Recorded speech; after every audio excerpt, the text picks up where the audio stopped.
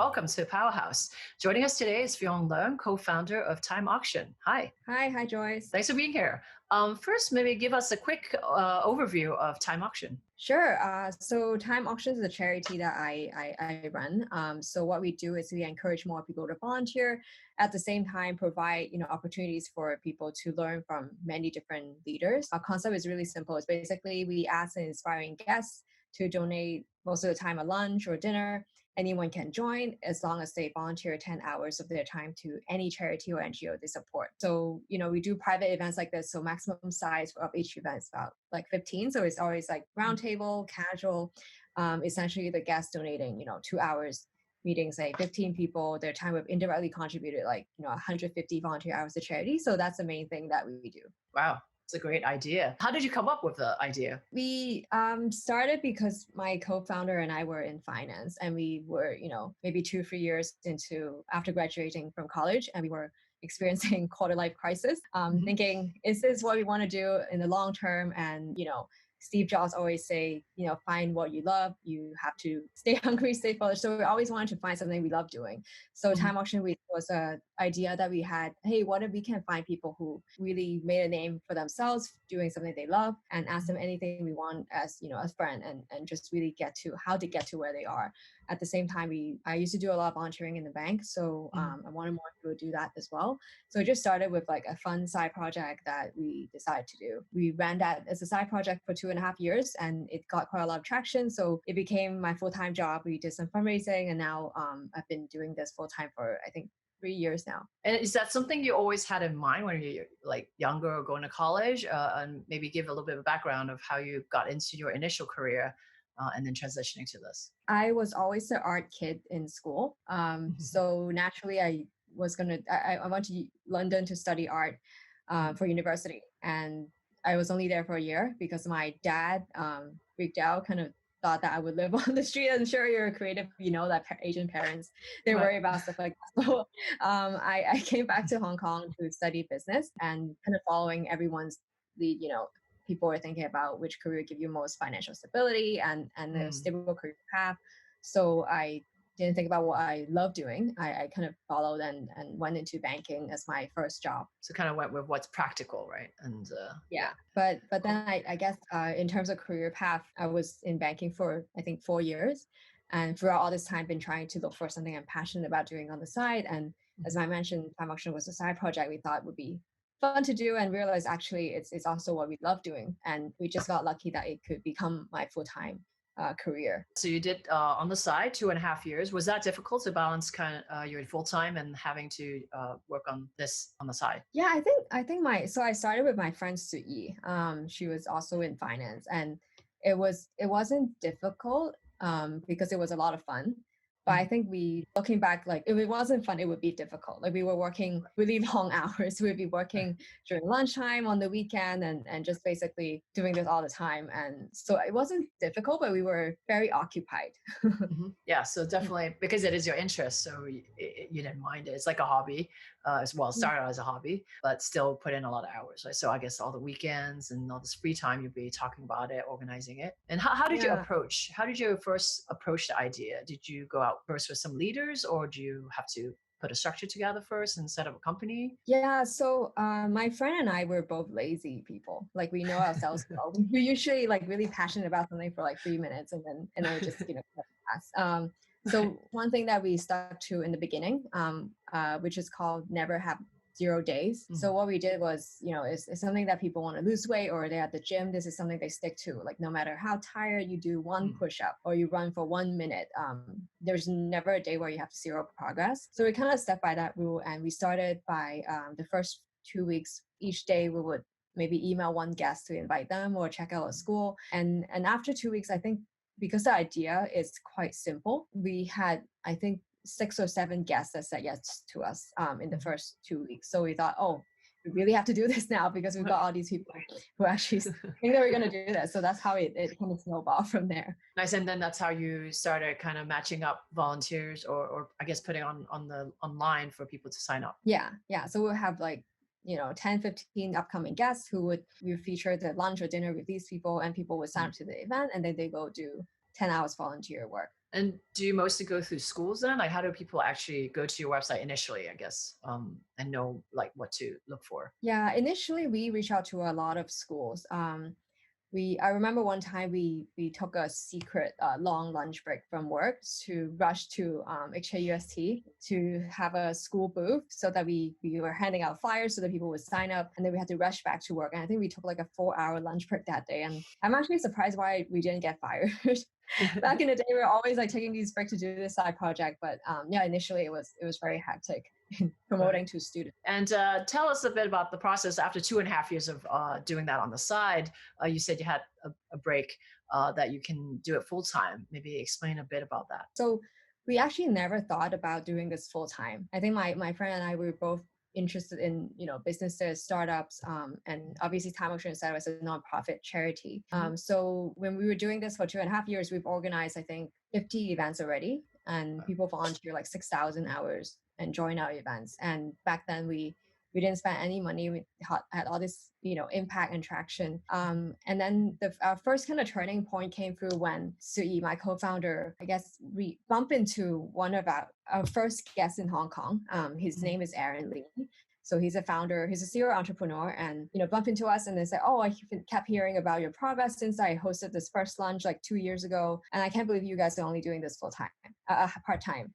And that's when he decided that he wanted to buy us out. Mm. Um, Oh, and then we thought we were a charity, so we like how much money? But then we thought, oh, we're a charity. We can't sell you anything, and we don't want to. So, right. so he became our donor, and we've been doing this together since. Mhm. And that's when we had the first kind of seed funding, and obviously a few more donors join us, and I was able to kind of dedicate myself full time. That's great. That's a great story. Kind of the first leader that you found and the first believer, so to speak, kind of continue to support. And I know that so after the Hong Kong you started, you've expanded to many different countries. Can you tell us the process of that? And is it difficult to find local leaders and organizers?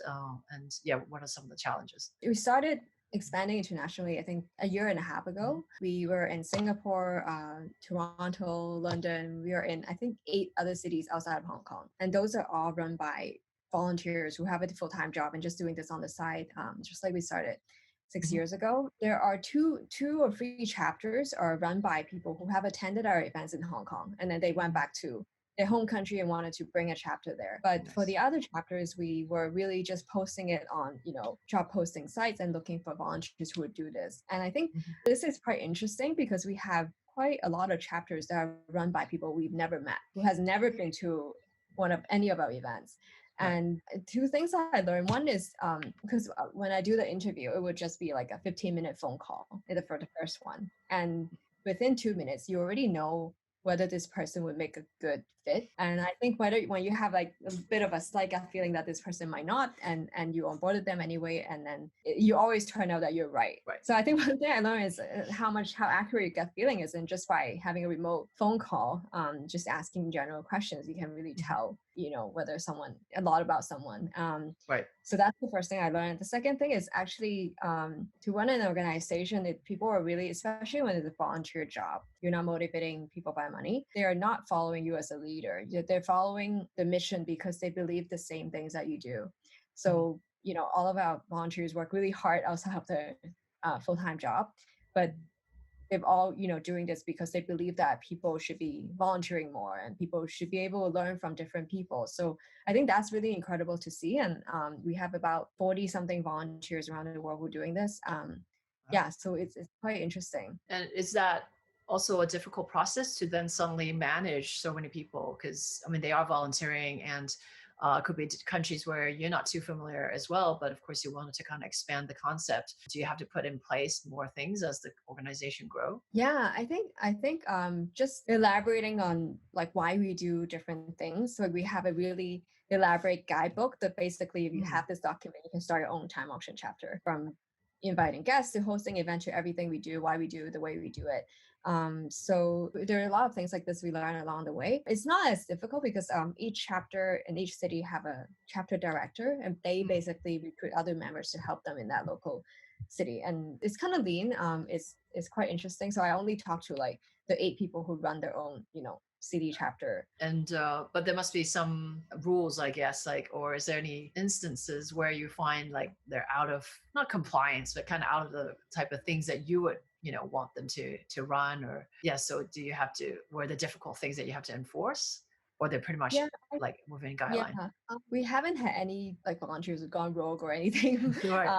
Started like, selling their own things to our guests or volunteers yet. But I think one thing that is difficult is I think the people's mentality is super important, and there's no way you can change them. So you got to find the right people. One thing I learned is, let's say, because we were so much of like a startup, like back in the day when I was doing this on the side on MTR, I would just kind of post on Facebook groups to promote our events. So that's kind of how grassroots everything is.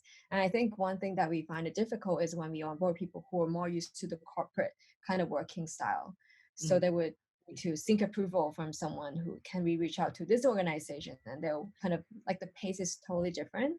right. And when you tell them, hey, that's not the way we do it here, like you don't have to ask anyone, just go reach out. So they're not used to it. And I think they it's just very different working style. And I Mhm. guess you just need to find the right people with a very similar mindset. The right people, and I guess a little bit of time to get used to each other, and then from there, right? Are there any personal challenges, a setback along the way that make you rethink the whole construct? I think there's no major setback, fortunately. Like we don't have any like big, almost like failure story or anything. But I think for me personally, it's always because I changed from a banking career to do this. And when you're running your own thing, you're kind of your own boss, which is good and bad in a way. Like good in a way that no one, obviously other than our donors and board members, no one is there to kind of tell you what you're doing good enough or not good enough, or you set your own criteria. So the other thing is I'm always kind of reflecting, hey, like I kind of gave up a stable career to do this. Are we growing fast enough? Are we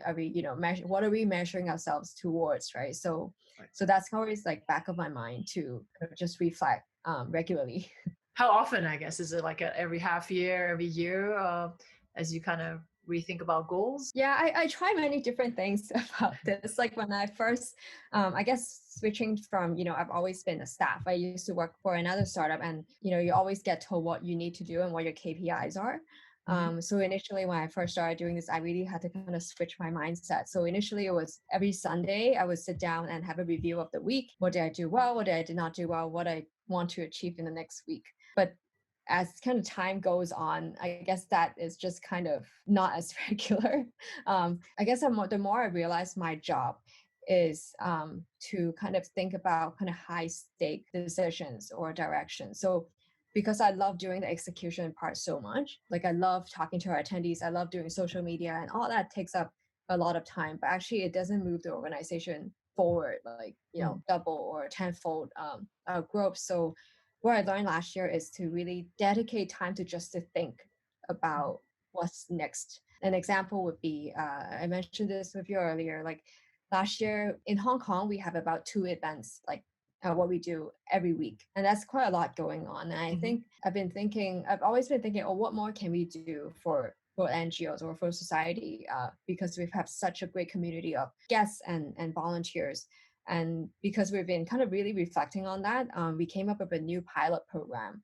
mm, Basically, outside of what we currently do, we have managed to grow a community of really diverse working professionals who are really ambitious, really hungry to learn, and they really want to give back. And we realized actually a lot of charities, they find it super hard to find these people. Like there are a lot of charities, you can't just go plant a tree or clean up a beach, but what they need is photographers or graphic designers or the right. people who have skills can help them. And traditionally, a lot of these like NGOs, they're in like some sort of Po or like Mhm, Finland and like nonprofit schools. They don't know these people who can help them. So mhm, what we've been doing is starting a pilot program where we match these two groups. And this mhm. response has been really great. Like just by posting this on our social media, we recruited, I think, over 600 people now to over 50 Wow. charities and Wow. filling their positions of graphic designer and different kind of roles. And even our annual report was designed by a graphic designer last year. Just by taking the time to think about what's next and doing different pilot tests to get there, that is the stuff that I need to be doing more. Right. And because of the pilot program, we just received funding from Swara Trust to expand the volunteer matching program. So hopefully we'll be doing, this for more than 50 NGOs. We're doing this for a lot more NGOs because there are, I think, like 5,000 service NGOs in Hong Kong, and all of them need a lot of these volunteers. So yeah, Right. hopefully can do a lot more in the next Yeah, two that's years. awesome. Congratulations on that as well. Thank you. Was Very it hard exciting. to make that connection or application for it? For the application, we've always had a lot of individual donors. We've never had institution funding. So Mhm. that process is a lot different. I guess for NGO, for individuals, it's more like, your board members kind of hustle their friends and you do galas, and that's usually how it works. But I think to really grow sustainably, and you need kind of long-term support. So that goes to like foundation and institutions. And they, I guess they think of funding it from a whole other process. You need to basically write out, really long applications, how you exactly, allocate their money, what kind of Mm. impact this would do. So there's a lot more structure than, individual donors type of fundraising. How did you find out about it first? Just curious. We got connected with one of our advisor, Mhm. and Swara Trust has always been like really supportive of Hong Kong like arts culture, and so funding like WWF or a lot of art initiative. But Mhm. turns out this year is their 150th anniversary in Hong Kong, Mhm. so they're actually giving out 150 million Hong Kong dollars to different charities to support Hong Kong. So we were just kind of lucky that the timing is right. But Tina, the head of Swara Trust, actually, kind of pushed us.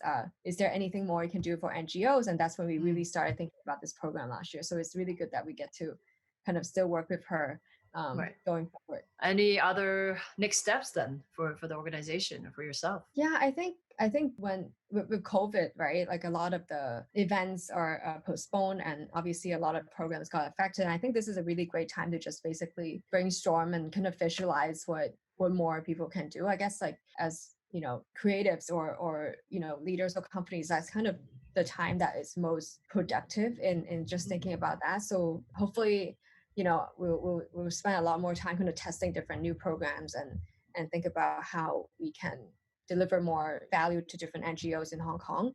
Yeah, I mean, hopefully we grow fast enough to, I guess, for me personally, I've been doing this full time for 3 years, and I think reality is also NGOs, they don't pay as well, right? So Right. there's also the other side of thing, especially you have maybe planning for family, planning for other things in life. So there's Yeah. also that part of it, which gets very practical and realistic.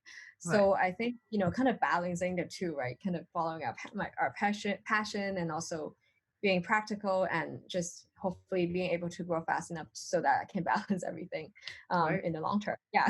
That's great. And speaking of personal, what are some of the things you do to kind of just relax and whine or get more inspiration? I used to read, just read a lot of books and listen to a lot of podcasts. It Hmm. used to be a lot of like, business strategy and leadership kind of stuff, but Right. also I find, I really like yoga and meditation. And I think that wrap up the day. And I think from that, you kind of learn that everything is a process, and you just try not to rush things as much and just enjoying every step of the way. So I think, yeah, that's kind of what I do. And otherwise just I guess it's quite fun to integrate work and life. It already is the job that I like doing, but also with COVID, I think I actually really enjoy working from home, and I think integrating the two is just a lot easier.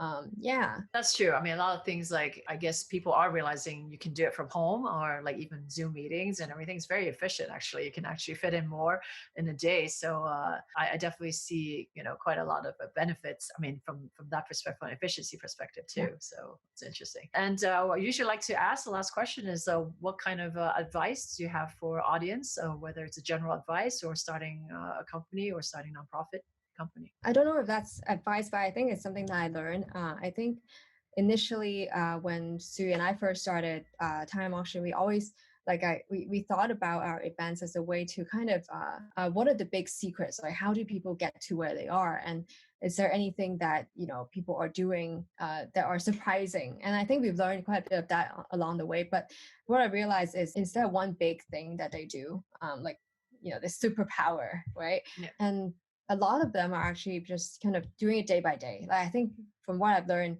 ourselves is that the journey is really not about one big thing that you do, but what you do every single day.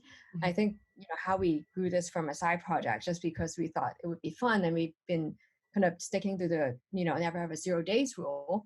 We were able to grow this from a side project to a charity, and even with the pilot program, it's something that we kind of just started spending an hour or two a day to doing, and now we have received funding, and we can really scale it up. So I Right. think just kind of I think habits really build like what a person's, not destiny, but like kind of like everything is made up of everyday effort. So I think that that's what really interesting to me. Right? You kind of focusing on what you do every day, Mhm. small steps, one step at a time. Yeah, it's putting in the time, the hard work. I mean, still have that general goal, but you're kind of building on top of it, right? Less daunting that Yeah, way as well. exactly. Yeah. Well, thank you very much for your time. Thank you so much, Joyce. Thanks for having me. Thank you.